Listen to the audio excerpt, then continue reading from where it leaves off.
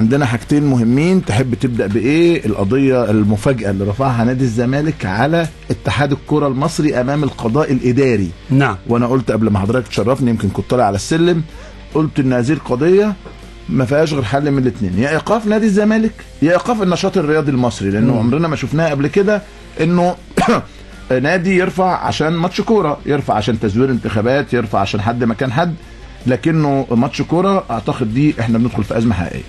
بداية طبعا عايز يعني احيي حضرتك على طرحك لهذه القضايا، واهنئ الرياضيين بصدور قانون الرياضة. اوكي. نعم. النهارده الصبح بالصدفه كده جمعني لقاء هاتفي مع المهندس محمد فرج عامر والنائب فتحي ندى، الدكتور الاستاذ دكتور فتحي ندى، فسالتهم سؤال بسيط كده: هل ستنتهي مشكلات الرياضه المصريه بصدور القانون؟ اصل في ناس كتيره كانت معتقده ان القانون عصا موسى اللي هنشق بيه الارض ويحل نعم. فكانت الاجابه بتاعه السيد المهندس فرج عامر قال لك ايه؟ يعني بنسبه 90%. طيب كويس. يبقى ال 10% اللي حضرتك بتقول عليهم دول الامور المشتبهات او المتشابهات اللي بين الحلال والحرام، اللي بين الابيض والاسود. احنا الفيفا واضحه صريحه بتقول لك لا لجوء للمحاكم المدنيه، صح؟ طب ما احنا لسه بنعاني من اللجوء للمحاكم المدنيه في القضيه اللي لغايه دلوقتي ما اتحلتش وما انتهتش. بنخش في مدخل تاني زي ما حضرتك تفضلت. الفيفا واضح العقوبه هنا هتكون على من لجأ للقضاء اللي هو المدني. انا قلت يا استاذ اشرف قبل ما حضرتك تدخل، قلت انه ده بيدي الفرصه للوزاره انه يحل مجلس اداره الزمالك المفروض، لانه انت دلوقتي دخلتنا في قصه. وبعدين اعتقد دلوقتي انا نفسي اعرف يعني يا قوم اليس منكم رجل رشيد؟ اليس بينكم رجل رشيد؟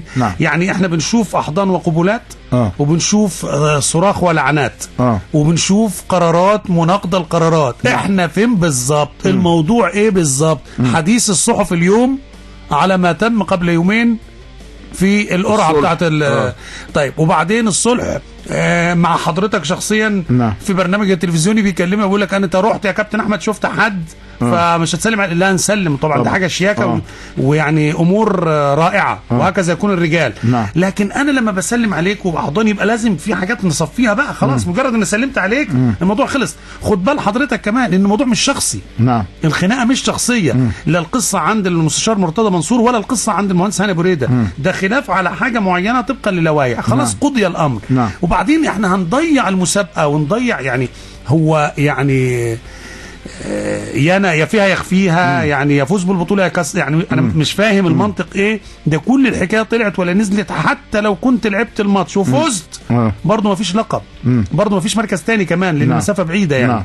فانا مندهش تماما من هذا الامر، واعتقد انه آن الاوان ان يطبق القانون على الجميع. على الجميع، لا احد له حصانه فوق القانون. انا كاتب بكره مقالي هاني ابو ريده نيو لوك، وطلبت منه قلت له انت وعدتنا ساعه الانتخابات انك هتعمل وتخلي وتسوي، وبعدين رجعت قلت ما تحسبوش ال9 شهور دي من عمري، انا كنت مشغول بانتخابات الفيفا وبكره هينجح باكتساح ان شاء الله باذن الله. ان شاء الله ان شاء الله باذن الله محسوم ان شاء الله باذن الله. فقلت هنا ابو ريده نيو لوك بقى اللي يطبق القانون على الجميع، وقلت كده بالحرف الواحد: اهلي وزمالك زيهم زي اي نادي في المسابقات بما لهم من حقوق وعليهم من واجبات. اهلي وزمالك كمشجعين وجماهيريه على راسي من فوق، لكن اللائحه زي ما بتطبق على الارسنال ومانشستر يونايتد وليفربول وتشيلسي بتطبق على هال سيتي وعلى هال سيتي وهدرسفيلد وكل الانديه الصغيره دي.